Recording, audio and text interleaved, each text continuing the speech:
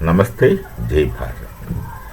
Bangladesh is a nation which is many times less than half of some other Bharatiya Kshetras states.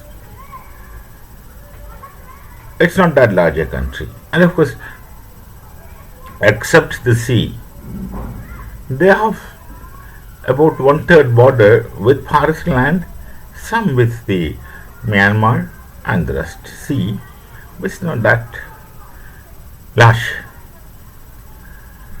Bangladesh has got some 350 trains running, connecting people, and out of the 350 trains, 10 trains are supposed to be intercity trains. In a way, people get commuted one another. The railway called for a strike. The railway called for a strike. All the 350 trains just stopped. Those trains running will reach destinations and stop functioning. So the effect is simply this. The whole nation becomes still. No way to move around.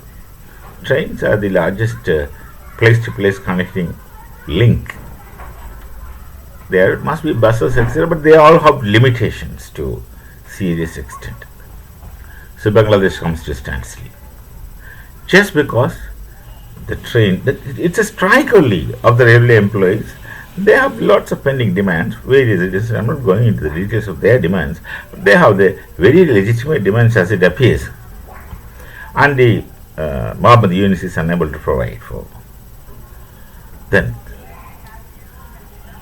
where do they get diesel sufficiently from, if not from Bharat? We still give them diesel, still giving them diesel.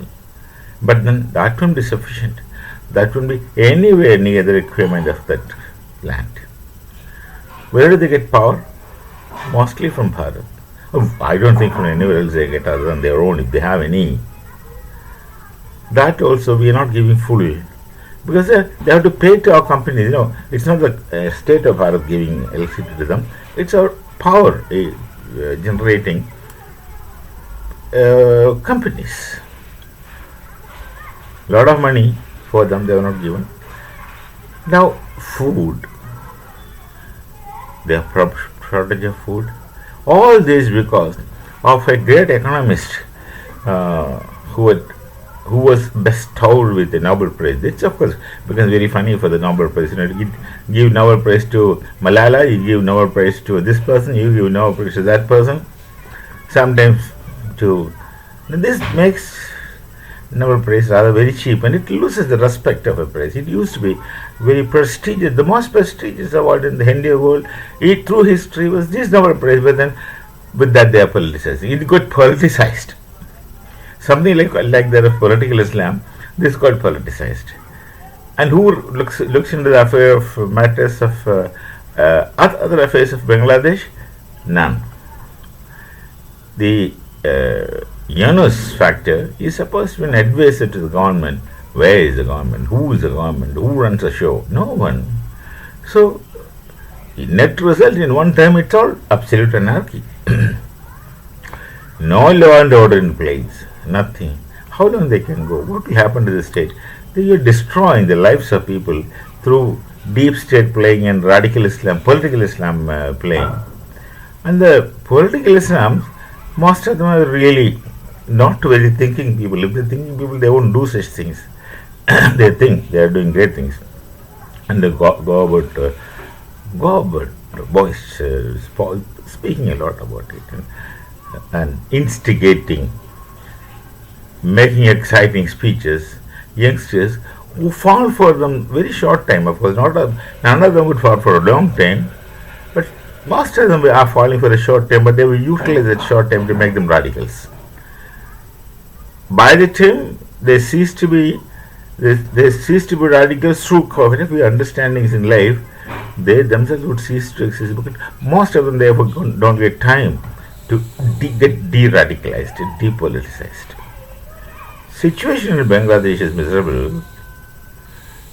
No power, no food, no fuel, and what not.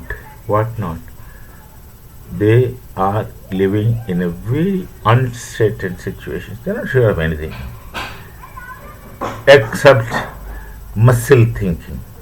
Muscle thinking.